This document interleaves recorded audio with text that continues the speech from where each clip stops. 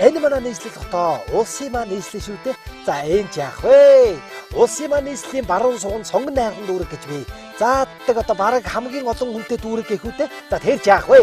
Энэ сайхан дүүргийн маань 10 дугаар хороонд энэ их чи ингээд л сууж байдаг байсан юм.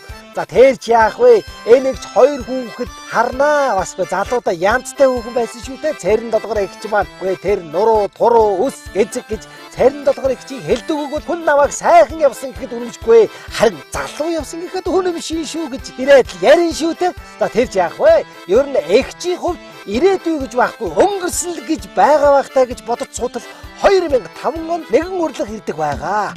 Нөгөө урилгыг нээгээд үзтэл ястай янзын гоё юм байлаа. Ингээд өдөрсөн болохоос үгсэн бишгээд яваад очитол харин төслийн урилга байдаг байгаа. Эгч баахан бодоод явтал харин билээхэн сургалтанд суугаад авдаг байгаа. За тэр яах вэ? Тэрнээс бүр чухал юм болсон тавина. Эгч бүлгэн байгуулад авлаа гэж. Бүлгийн нэр бид хамтдаа хөгжин. За тэр яах вэ? Өшөө бүр гоё юм болсон. Ингээд эгч хүүхдүүдээ хаз цайгаа уугаад гэртээ хаяа нэг хашаагаа эргээд сууж байсан хүн чинь сургалтанд суугаад толгоогоо цэнэглээ тонггээд авсан шүү. Гэж залууч болсон юм шиг бир чамтагдаад байх шиг. Ингээд яагаад нөгөө 2012 онд явган хүрээ зам төслөө аваад л амжилттай хэрэгжүүллээ.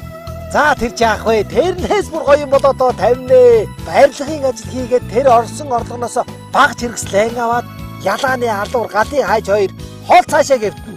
За тэр яах вэ? Тэрнээс том ажил цэрэн долгоор ихчэд гарч ирээдээ. Нөгөө сургалтнаас орсон зүйлүүдээ бусад бүлгүүдэд заадаг боллоо. Гэхдээ манай ихч чинь муундаг байгаад юу бүр хороо дүүргийн нөхдүүдэд нөгөө сургалтаа заагаад од болоод авсан гэж ба.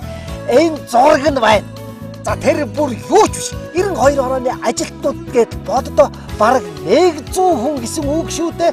Юун аарга юун тэр сарн даваа гэж манай цэрэн долгоор ихч олны өмнө илтгэл тавих талаар гаргууд болсон хүн 60 хүрээд жаргаж өгнө гэж яваа хүн шүү дээ. 2013 оноос 27 бүлэгтэй болоод дансанда 9 сая төгрөгтэй байгаа. Юунд түрээзэл нэг хэсэг супермаркетуудад экотор гэдэл аятайхан юм зараад байснаа да цэрэн долгоор ихчийн бүлгийн даавны өцөр хийсэн тор. Тэр яах вэ? Бүр гоё юм болоо доо. Бүлгийн гишүүд нь хашаандаа мод тарьсан худлаагийн зураг нь энэ байна. Таньсан мод нь энэ байна шүү дээ. Хүн ер нь мод тарьж ном бичээд байшин баримт энэ насны хэрэг бүтэн гэдэг эгчүүд сургалт явуулж мод тариад байшин биш зам тавиад баг хэрэгэ бүтээч гэсэн биш үү? Тэр яах вэ? Хөөш тэрнээс бүр гоё юм болоо доо. Хуучин ажлын газрын хамаатнууд гэж цөөхөн нөхдүүд таньдаг байсан бол одоо бол таныг халах дөрөв шав таван аймагт андахгүй болсон шүү дээ ихч минь.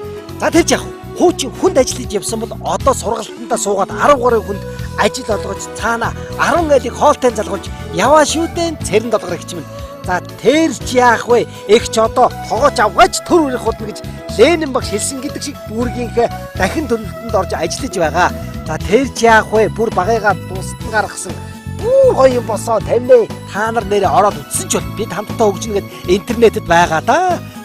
За тэр яах вэ? Хамгийн гоё нь манай эгч гэртээ суудаг тэтгэврийн эвэ ээж байсан бол одоо бүлгийн удирдагч, төслийн ахлагч, сургагч багш болсон. Түүний насан дээр хуучин ийм байсангүй.